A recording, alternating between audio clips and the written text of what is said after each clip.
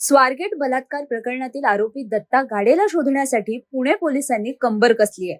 पोलिसांची 13 पथकं सध्या नराधम दत्ता गाडेचा शोध घेत आहेत. आतापर्यंत झालेल्या तपासात दत्ता गाडे हा सराईत गुन्हेगार असल्याचं समोर आलंय. याआधीही त्याने महिलांना लुटल्याचं आणि इतर गुन्हे केल्याचं पोलीस रेकॉर्डमध्ये आढळून आलंय. फरार दत्ता गाडेची माहिती देणाऱ्याला पुणे पोलिसांनी 1 लाखाच्या बक्षिसाची देखील घोषणा केली आहे. अशातच आता पोलिसांकडून मोठी अपडेट समोर आली आहे. दत्ता गाडे हा त्याच्या मूळ गावी उसाच्या शेतात लपल्याचा संशय व्यक्त केला जातोय. पोलीस सध्या शिरूरमधील गुनाट या गावी दत्ता गाडेचा शोध घेत आहेत. समोर आलेल्या माहितीनुसार स्वारगेट येथे 26 वर्षीय तरुणीवर बलात्कार केल्यानंतर दत्ता गाडे हा त्याच्या शिरूर येथील गुनाट या मूळ गावी गेला. गावातील कीर्तनाच्या कार्यक्रमात देखील तो सहभागी झाला. त्यानंतर बुधवारी सकाळपर्यंत तो गावातच होता. मात्र दुपारी माध्यमांतून त्यांचे फोटो आणि नावासह बातम्या येताच तो गायब झाला.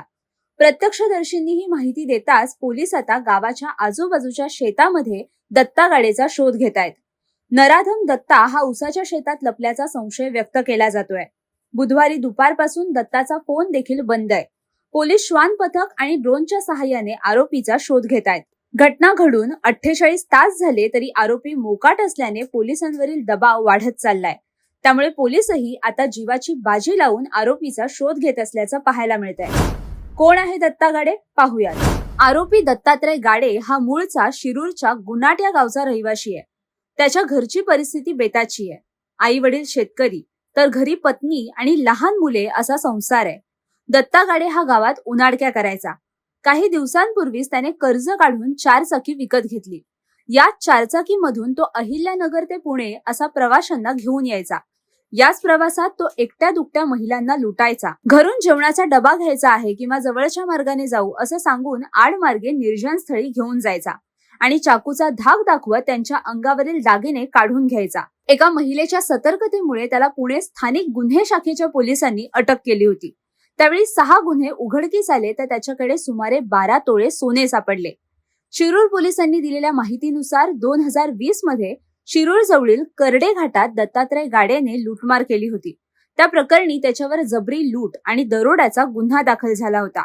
या गुन्ह्यातच 3-4 वर्षांपूर्वी त्याला 5-6 महिन्यांची शिक्षा देखील झाली होती. आताही दत्ता गाडेवर शिक्रापूर येथे 2, अहिल्यानगर जिल्ह्यातील सुपा, केडगाव व कोतवाली पोलीस ठाण्यात प्रत्येकी 1 असे गुन्हे दाखल आहेत. इतर गुन्ह्यातील खटले प्रलंबित असल्याने तो मोकाट फिरत होता. आता याच मोकाट सुटलेल्या गुन्हेगाराची मजल बलात्कार करण्यापर्यंत गेल्याने सर्वच स्तरातून संताप व्यक्त केला जातोय. परंतु पुणे पोलीस आता या आरोपीला पकडण्यासाठी शर्थीचे प्रयत्न करत असल्याचं सांगितलं जात आहे. तुर्तास इतकंच.